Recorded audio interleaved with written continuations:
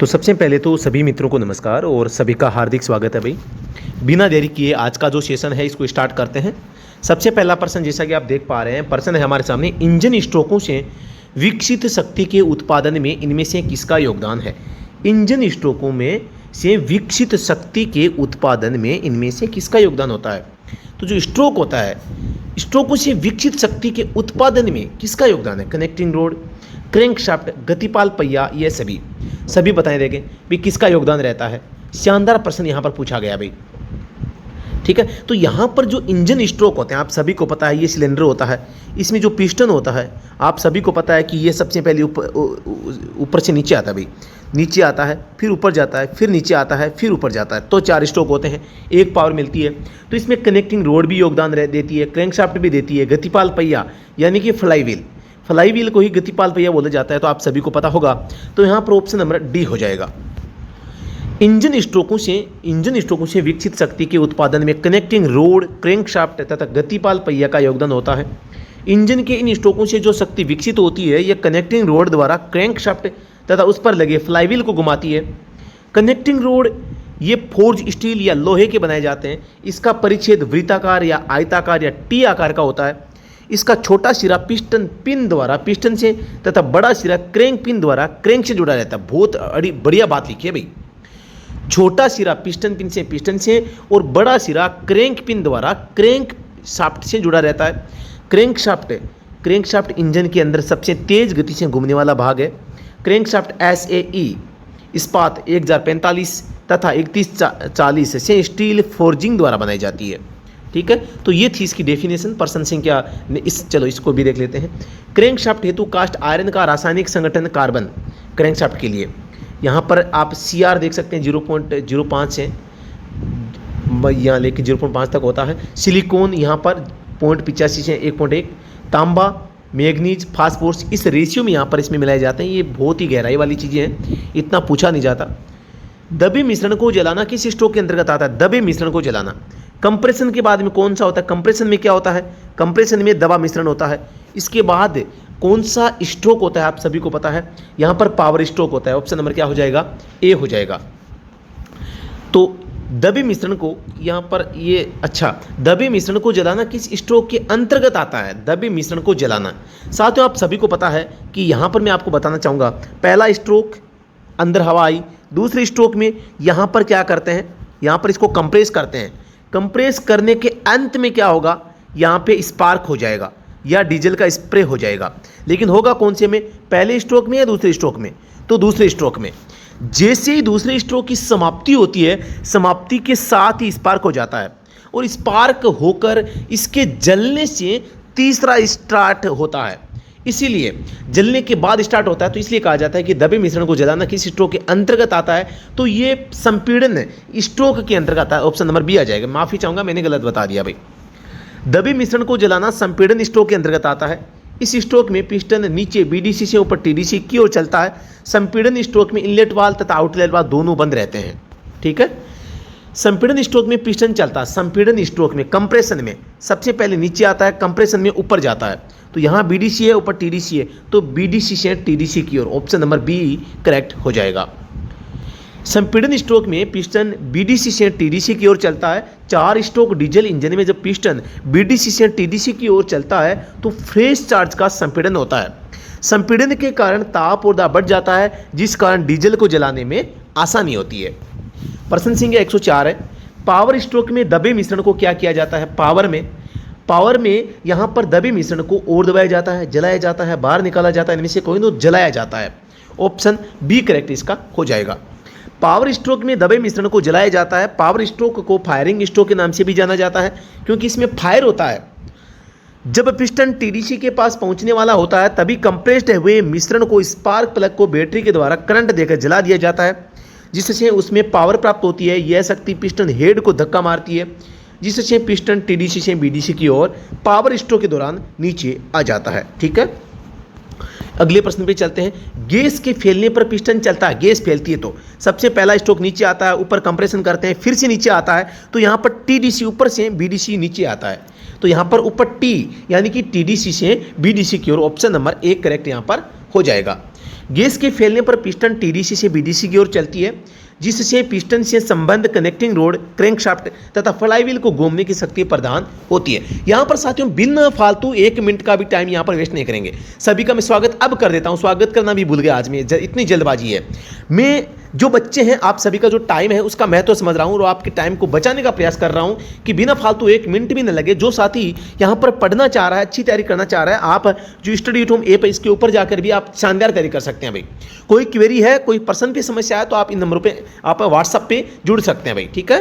प्रश्न 106, सिलेंडर में पिस्टन के गति करने के अधिकतम उच्च बिंदु, अधिकतम ऊपरी जो बिंदु है यहाँ पर इसको टीडीसी के नाम से जानते हैं, अधिकतम नीचे वाले बिंदु को यहाँ पर बीडीसी के नाम से जानते हैं। टीडीसी का पूरा नाम टॉप डेड सेंटर होता है। ऑप्शन नंबर 1 इसका करेक्ट जवाब हो जाएगा। सिलेंडर में पिस्टन के गति करने के अधिकतम उच्च बिंदु को टीडीसी कहा जाता है। इस स्थिति में जब पिस्टन टीडीसी पर हो, क्रैंकशाफ्ट के केंद्र से पिस्टन के सबसे ऊपरी सिरे से अधिकतम दूरी पर होता है। प्रश्न 107 है, निम्न में से किस स्ट्रोक में इंजन को शक्ति प्राप्त नहीं होती? किस स्ट्रोक में? सक्शन में, एग्जॉस्ट में, ए और बी दोनों? तो यहाँ पर बिल्कुल आप सभी को बताया कि 4 स्ट्रोक होते हैं। सबसे पहला सक्शन का होता है, सक्शन। नंबर 2 कंप्रेशन का होता है। नंबर 3 पावर का होता है और नंबर 4 एग्जॉस्ट का होता है, EXAUST एग्जॉस्ट। तो यहाँ पर कौन कौन से में यहाँ पर पावर स्ट्रोक मिलता है? पावर स्ट्रोक केवल एक में मिलता है, केवल यहाँ पर इसमें मिलता है, बाकी सभी में नहीं मिलता है। ऑप्शन में केवल सक्शन और एग्जॉस्ट है, तो option number C correct answer यहाँ पर हो जाएगा, ठीक है। वापस से मैं कलर चेंज यहाँ पर कर लेता हूँ। ये ठीक है यार, कलर बढ़िया लग रहा है ना? हाँ ठीक है यार, पूटरो दिखना चाहिए ना, मेन बात आई है कि पूटरो कलर है ना जको काम है लो, ठीक है। तो मजा आ रहा है ना भी क्लास में, समझ में आ रहा है ना? सक्शन तथा एग्जॉस्ट स्ट्रोक में इंजन को शक्ति प्राप्त नहीं होती है। चूषण स्ट्रोक यानी कि सक्शन स्ट्रोक, सक्शन स्ट्रोक में पिस्टन ऊपर से नीचे टीडीसी से बीडीसी की ओर चलता है, जिससे इंजन सिलेंडर में निर्वात उत्पन्न हो जाता है। निर्वात यानी वैक्यूम, अर्थात इंजन सिलेंडर के अंदर का दाब वायुमंडलीय दाब से कम हो जाता है। ये पूछा जाता है कि इंजन के सिलेंडर में वायु दाब जो मंडल का जो दाब है वो कम कब रहता है? जब पहले स्ट्रोक में जब पिस्टन ऊपर से नीचे आता है। एग्जॉस्ट स्ट्रोक यह पिस्टन का अंतिम स्ट्रोक है जिसमें पिस्टन बीडीसी से टीडीसी की ओर चलता है, नीचे से ऊपर, और धुएं को धकेल के बाहर निकाल देता है। पिस्टन के ऊपर जाने से निष्क्रिय गैसें एग्जॉस्ट वाल्व तथा साइलेंसर से होते हुए वायुमंडल में निकल जाती है। कंप्रेशन स्ट्रोक के दौरान डीजल इंजन के सिलेंडर में क्या दबाया जाता है? कंप्रेशन में सबसे पहले तो देखो डीजल इंजन की बात हो रही है ना, तो सबसे पहला स्ट्रोक होगा सक्शन, SUC लिख रहा हूं मैं, इसमें हवा अंदर आएगी। नंबर 2 होगा कंप्रेशन। अब इसमें क्या होगा? कंप्रेशन स्ट्रोक में हवा को दबाया जाएगा, किसको? इसका दबाव होगा। नंबर 3 होगा पावर, पावर में क्या हो गया? डीजल का फायर करेंगे। चौथे में एग्जॉस्ट कर देंगे, गैसों को बाहर निकाल देंगे। तो यहां पर ऑप्शन नंबर क्या हो जाएगा? केवल शुद्ध हवा का क्या होता है यहाँ पर? कंप्रेशन होता है। ऑप्शन नंबर बी हो जाएगा। कंप्रेशन स्ट्रोक के दौरान डीजल इंजन की सिलेंडर में शुद्ध हवा को दबाया जाता है। किसको दबाया जाता है? शुद्ध हवा को, क्योंकि संपीड़न स्ट्रोक में पिस्टन बीडीसी से टीडीसी की ओर चलता है, जिसमें दहन कक्ष का दाब बढ़ जाता है, जिस कारण दहन कक्ष में उपस्थित वायु का संपीड़न होता है और ताप में वृद्धि होती है। जब डीजल सिलेंडर में प्रवेश करता है वैसे ही जल जाता है, डीजल के आते ही वो जल जाएगा। सक्शन स्ट्रोक के दौरान डीजल इंजन के सिलेंडर में क्या खींचा जाता है? सक्शन के दौरान सक करते हैं, डीजल इंजन की बात है। सक्शन स्ट्रोक जो होता है इसमें हवा खींची जाती है। क्या? हवा, केवल शुद्ध हवा। ऑप्शन नंबर बी हो जाएगा। सक्शन स्ट्रोक के दौरान डीजल इंजन के सिलेंडर में केवल शुद्ध हवा को खींचा जाता है। यह प्रक्रिया इंजन सिलेंडर में अंदर का दाब वायुमंडलीय दाब से कम हो जाने से होती है। सक्शन स्ट्रोक के दौरान डीजल इंजन के सिलेंडर में केवल शुद्ध हवा को खींचा जाता है। किसको? केवल शुद्ध हवा। और यह प्रक्रिया इंजन सिलेंडर में अंदर का दाब वायुमंडलीय दाब से कम हो जाने से होती है, ठीक है। वायुमंडलीय दाब है वो सक्शन स्ट्रोक के दौरान कम होता है, ठीक है, अंदर का। सक्शन स्ट्रोक के दौरान पेट्रोल इंजन में खींचा गया चार्ज होता है। सक्शन का मतलब होता है पहले स्ट्रोक में, अब पेट्रोल है तो पहले में क्या होगा? एयर प्लस जो है पेट्रोल दोनों अंदर आएगी, ठीक है। हवा पेट्रोल का मिश्रण अंदर आएगा। और डीजल इंजन हो तो केवल हवा आएगी। सक्शन स्ट्रोक के दौरान पेट्रोल इंजन में खींचा गया चार्ज हवा और पेट्रोल का मिश्रण होता है। चार्ज का अनुपात कार्बोरेटर में तैयार किया होता है। इस चार्ज को दहन कक्ष में संपीड़ित करके स्पार्क प्लग के द्वारा प्रज्वलित यानी कि इग्नाइट करके शक्ति उत्पन्न की जाती है। यह इंजन स्पार्क इग्निशन इंजन कहलाता है। बच्चों में जो ये साथियों आप सभी मित्र जो भी हैं, आप बड़े या छोटे भाई भी हो सकते हैं, तो यहाँ पर मैं जो पढ़ा रहा हूँ मेरी शैली के बारे में आपका क्या ख्याल है? भाई धीरे पढ़ाएं, जल्दबाजी में पढ़ाएं, कैसे क्या पढ़ाना है?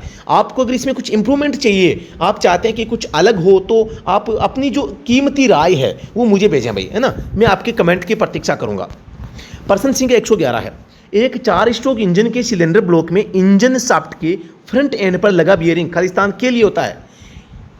4 स्ट्रोक इंजन की बात हो रही है, सिलेंडर ब्लॉक में इंजन शाफ्ट को क्रैंक शाफ्ट बोला जाता है, आप सभी को पता होगा, क्रैंक शाफ्ट इसी को कहा जाता है, ठीक है। अब क्रैंक शाफ्ट के फ्रंट एंड पर यानी सामने वाले भाग पर जो लगा बियरिंग होगा वो कौन सा बियरिंग होगा ये आपको बताना है। प्रश्न वैसे सिंपल है और प्रश्न में ही इसका आंसर है, लेकिन प्रश्न को थोड़ा सा इसमें क्या करना पड़ेगा, आपको समझना पड़ेगा। प्रश्न में किसके बारे में बात हो रही है, क्रैंक शाफ्ट के बारे में बात हो रही है, और सिलेंडर ब्लॉक में जो क्रैंक शाफ्ट लगी रहती है उसके संबंध में आपको यहां पर बताना है। तो आप सभी को पता है क्रैंक शाफ्ट के फ्रंट एंड की बात है तो क्रैंक शाफ्ट बियरिंग हो जाएगा, एकदम सिंपल प्रश्न है। अगले प्रश्न, इसकी व्याख्या देखो भाई, इंजन शाफ्ट को ही क्रैंक शाफ्ट कहा जाता है और क्रैंक शाफ्ट के आगे वाले भाग पर क्रैंक शाफ्ट बियरिंग हेतु होता है या लगा होता है। यह प्राय 2 टुकड़ों में बनी होती है, इन्हें ढलवां लोहे के बाहरी खोल में एक पतले सेल के रूप में फिट किया जाता है। यह व्हाइट मेटल की बनी होती है, कुछ बियरिंग सेल तांबे की भी होती है, उन पर व्हाइट मेटल का लेप चढ़ा होता है। इनकी अंदर की सतह बहुत चिकनी तथा क्रैंक शाफ्ट के जर्नलों से लगभग चिपकी रहती है। प्रश्न संख्या 112 है, एक 4 स्ट्रोक साइकिल इंजन में एक स्ट्रोक के दौरान सिलेंडर में दबाव वायुमंडल दबाव की अपेक्षा कम होता है। यह स्ट्रोक होता है कौन सा, इंडक्शन स्ट्रोक को ही सक्शन स्ट्रोक कहा जाता है, इसको ही सक्शन कहा जाता है, और इसमें वायुमंडलीय दाब है वो हमेशा कम रहता है सक्शन में, कंप्रेशन में ज़्यादा रहता है, ठीक है। तो अगले प्रश्न पे चलते हैं, इसको देखो पहले। 4 स्ट्रोक साइकिल पेट्रोल इंजन में सक्शन स्ट्रोक के दौरान सिलेंडर में दबाव वायुमंडलीय दाब की अपेक्षा कम होता है और सिलेंडर में चूषण उत्पन्न हो जाता है और दाब कम होने से इनलेट वाल्व खुल जाता है और कार्बोरेटर से पेट्रोल एवं वायु का मिश्रण इंजन सिलेंडर में प्रवेश कर जाता है। प्रश्न संख्या 113 है भाई, प्रश्न संख्या 113 है, यदि एक 4 स्ट्रोक इंजन प्रति मिनट 1000 चक्कर लगाता है तो प्रति मिनट पावर स्ट्रोकों की संख्या क्या होगी। यहां पर 4 स्ट्रोक इंजन की बात है और आपको यहां पर इसका आधा कर देना है। 4 स्ट्रोक में आरपीएम दे दिया जाए, 4 स्ट्रोक इंजन में आरपीएम दे दे और आपको स्ट्रोक पावर स्ट्रोक की बात पूछे तो इसमें 2 का भाग लगा देना, 500 हो जाएगा। अब ये 500 कैसे हुआ दोबारा बता देता हूं मैं। यहां पर 4 स्ट्रोक इंजन है और यहां पर जो आप सभी को पता है 4 स्ट्रोक इंजन में इंजन शाफ्ट कितना चक्कर घुमाएगी, 4 स्ट्रोक में 2 चक्कर काटेगी। अब आपको पता है इस 4 में चक्कर तो 2 कटे, लेकिन 4 में से पावर कितनी बार मिला, केवल 1 बार मिला, ठीक है। ये आपको ध्यान देना है, मतलब कि इन 4 के कारण चक्कर तो 2 थे लेकिन एक ही चक्कर में 1 पावर मिला, यानी जितने चक्कर थे उनका आधा पावर मिला है, ठीक है। तो यहां पर ये ध्यान देना है। तो यहां पर 1000 चक्कर है तो 500 चक्कर में पावर मिलेगी, ठीक है, पी मिलेगा। तो यहां पर क्या हो जाएगा, option number B correct answer यहां पर हो जाएगा। 1000 आरपीएम 4 स्ट्रोक इंजन में प्रति मिनट केम शाफ्ट के चक्रों की संख्या 1000/2 500। नोट, 1000 आरपीएम का मतलब है क्रैंक शाफ्ट भी 1000 बार घूमेगी, इसलिए क्रैंक शाफ्ट के एक चक्कर में पिस्टन के 2 स्ट्रोक होंगे, तो एक चक्कर में 2 होंगे तो 1000 चक्कर में 2000 स्ट्रोक होंगे। प्रत्येक 4 चक्कर में 1 पावर स्ट्रोक होता है तो 2000/4 बराबर 500 पावर स्ट्रोक हो जाएगा। निम्नलिखित में से किसके कारण स्ट्रोक की लंबाई बढ़ जाती है, स्ट्रोक की लंबाई बढ़ जाती है। स्ट्रोक क्या होता है, यहाँ पर जो पिस्टन होता है इसकी टीडीसी और बीडीसी के बीच की जो दूरी होती है ये आपके एक स्ट्रोक कहलाती है, स्ट्रोक लंबाई कहलाती है, ठीक है, और इसकी लंबाई 180 डिग्री होती है। दूसरी बात, यहाँ पर स्ट्रोक की लंबाई कैसे बढ़ जाती है ये आपको बताना है।